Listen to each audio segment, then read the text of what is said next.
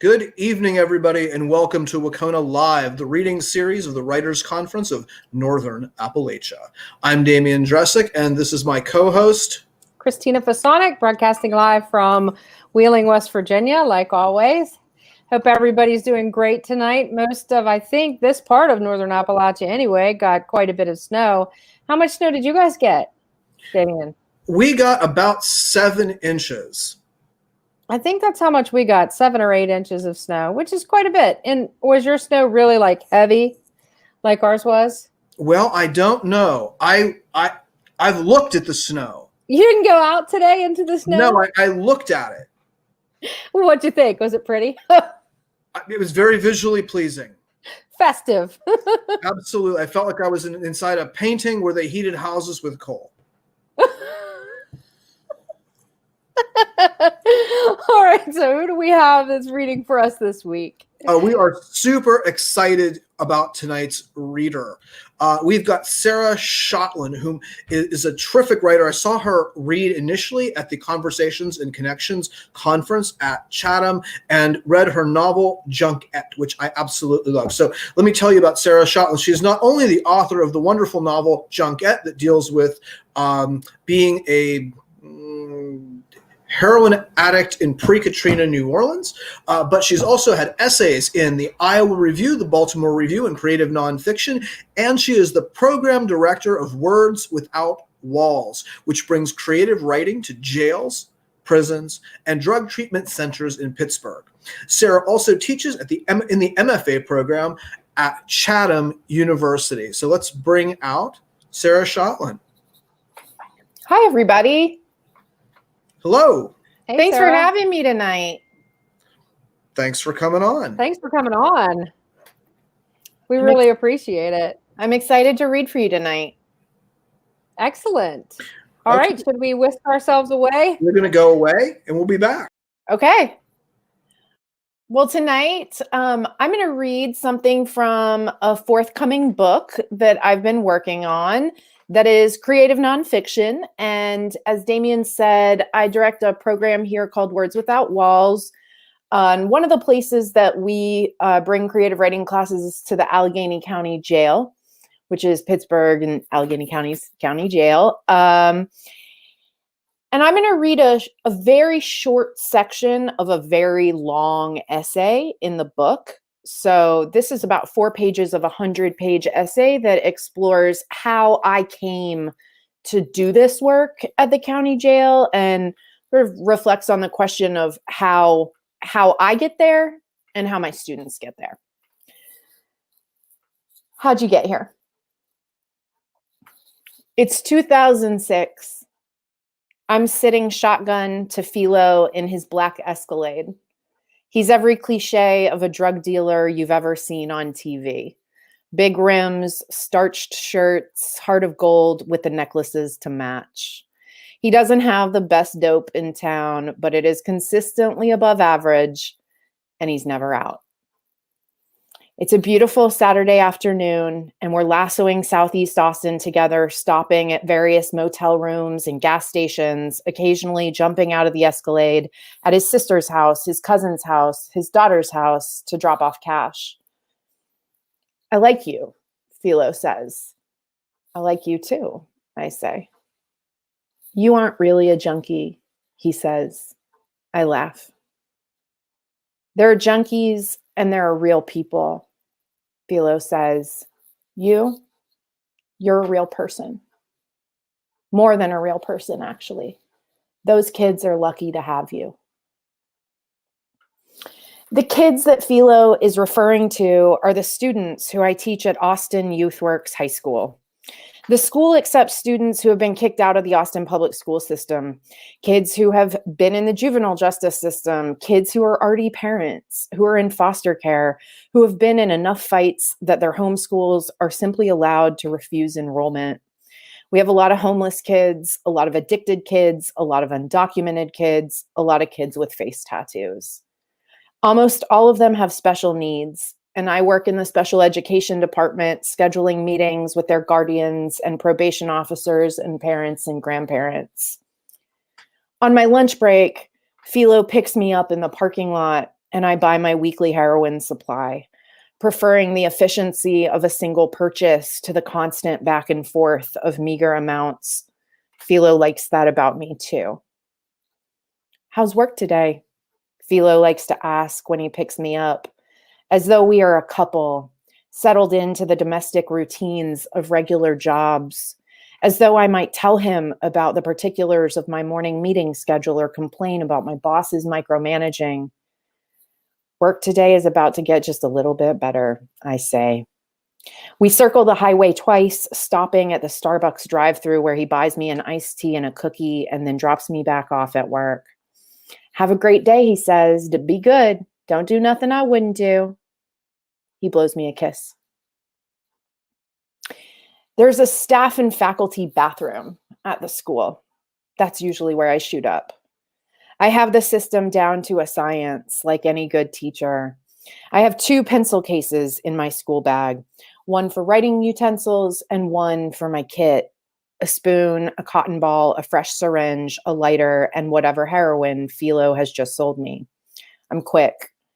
If I can't hit a vein after 3 tries, I jab the syringe into the back of my bicep and get back to work. There will be other chances when I'm not on the clock to get a vein in the privacy of my bedroom where I can stick and poke the roads of my body until they're bloody. There's an inspirational poster in the faculty bathroom. It's a classic in teachers' lounges all over the country. Sometimes it's attributed to Maya Angelou. People will forget what you said to them, what you did for them, but they will always remember the way you made them feel, it reads. One afternoon, as I'm cooking heroin in the bathroom, I realize why the poster is in here and not in the cafeteria or the teacher's lounge or administrative offices, some public place frequented by teachers. The reason the poster is here inside the bathroom is in schools like American Youth Works, teachers cry in the bathroom alone. The stories are sad, the numbers are bleak, and mostly the kids are fucked. I've been shotgun with Philo for about 4 months when he stops answering his phone. I know 3 numbers for him. The morning that he doesn't pick up any of his lines, I drive to the stop and go on Cesar Chavez where people hang out waiting for him, and I ask who has the word on his whereabouts. Popped, an old woman named Olga says. He'll be gone a long time, another man says. Later, I found out there were money laundering and racketeering charges involved. There were lots of people under Philo who I'd never met. Philo was gone, and I was done. I had run out of energy to look for a new dealer. I had run out of hustle, and I'd run out of interest. The truth is, addiction is boring. It had been mind-numbingly predictable for a long time, the way each day was a carbon copy of the last. Use, use, use. Philo's arrest gave me the space to stop. Philo was in a cage, and I was free.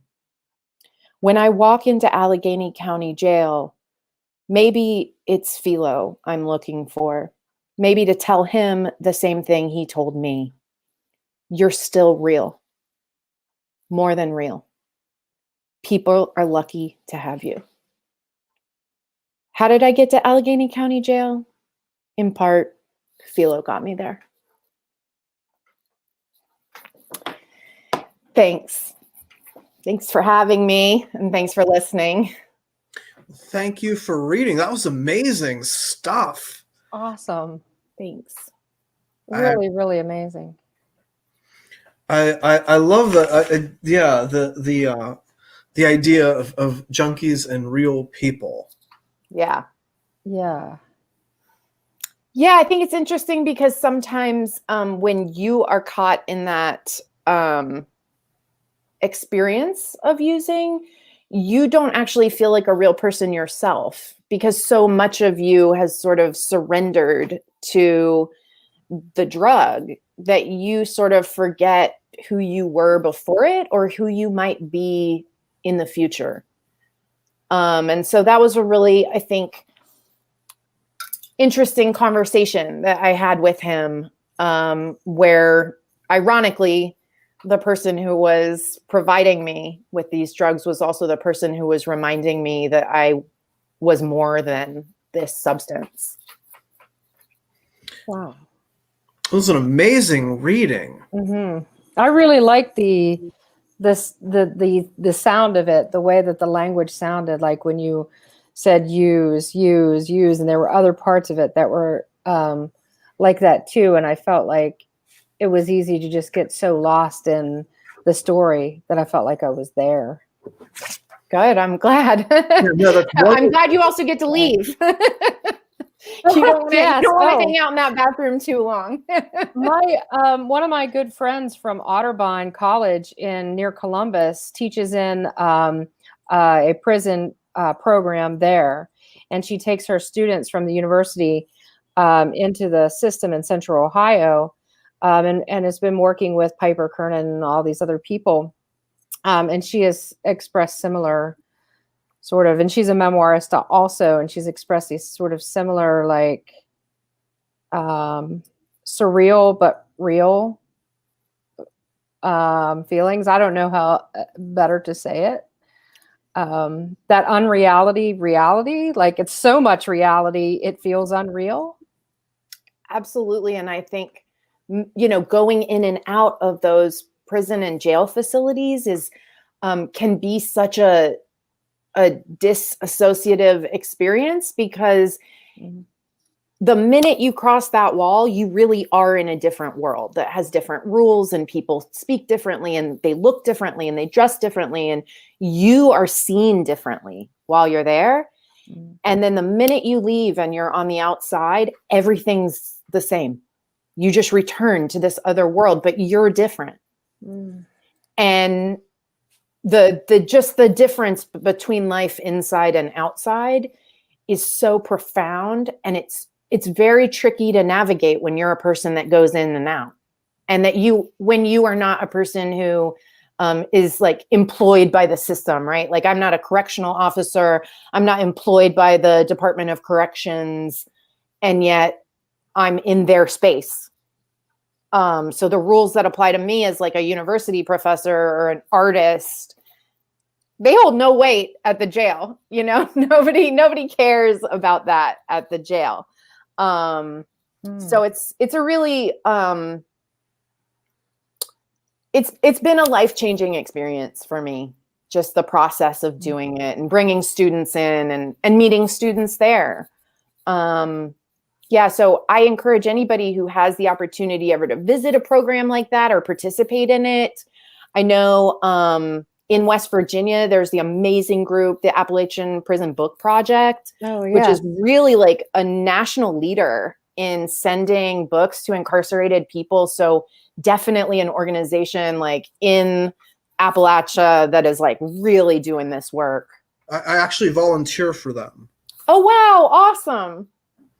It's been a while because the COVID, they just closed the facility in terms of letting volunteers come in. So I haven't been there since I think February. Yeah, we're in the same boat here in Pittsburgh. Wow. Yeah, and that makes it really hard, because that is already a population that's at really, really high risk. And then to take away out of necessity, but to take away, options has to make it harder. There was a protest at the North Regional Jail near me here in West Virginia, because there are so many people there that are sick with COVID, and they don't have adequate measures to be hygienic, to be safe. They don't have proper masks. I mean, it's a crisis on a completely different level that most people don't even see. Yeah, it is certainly like an invisible part of this whole pandemic.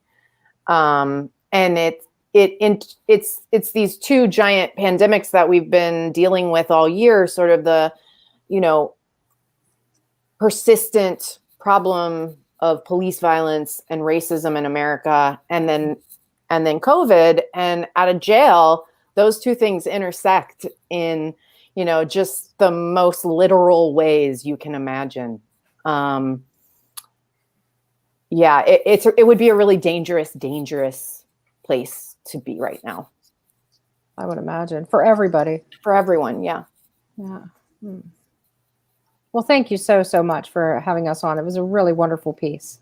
Yeah, I can't wait. Now, you said this is a part of a 100-page essay for an upcoming book. Can you tell us a little bit about the book? Yeah, so the book is about my experiences teaching in the prison system, and sort of also my personal experience of how I got there and my recovery, and how my recovery has been really transformed by doing this work, and how it became so starkly clear to me the amount of like privilege and grace I'd been given in my experiences of addiction.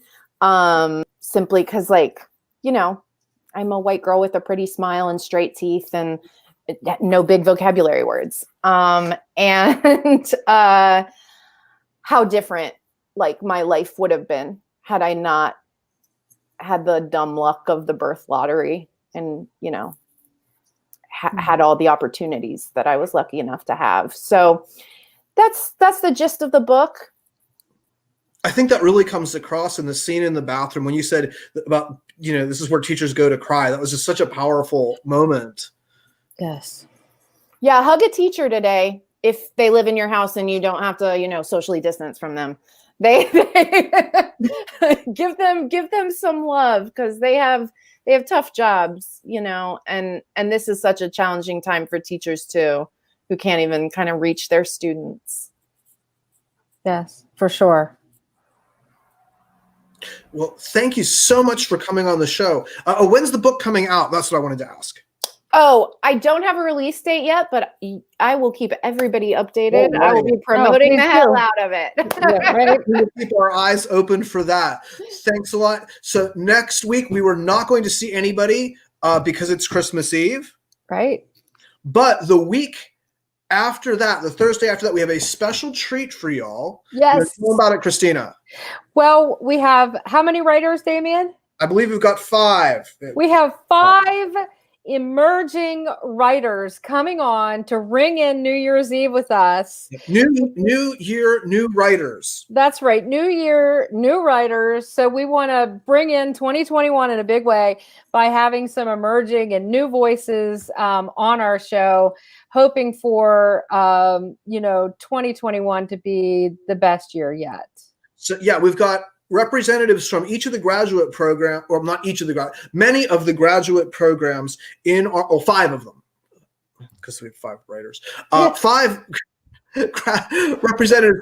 We have somebody from Pitt, somebody from WVU, somebody from your home, Chatham, Great. Carlo, and Pennsylvania State University. We've got a writer from each of the grad programs coming in to read. So we're super excited about that. Yes, we hope everybody will turn in and give these writers who are really starting to come into their own a little bit of time to listen to their work and cheer them on, because we know how hard it is being a writer. And being a writer right now, it seems to be the hardest it's been in a long time. Anyways, so thanks everybody, and we'll see you on New Year's Eve. All right, thanks a lot. Have a good night. Thank you. Good night. Thanks.